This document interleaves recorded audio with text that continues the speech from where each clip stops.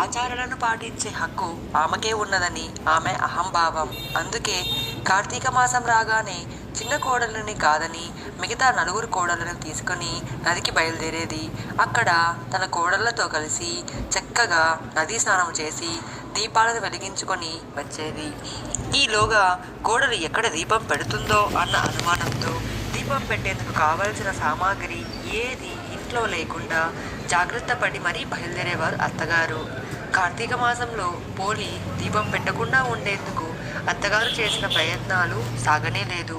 ఆమె మాత్రం పెరట్లో ఉన్న పత్తి చెట్టు నుంచి కాసింత పత్తిని తీసుకొని దానితో ఒత్తిడి చేసేది పోలి.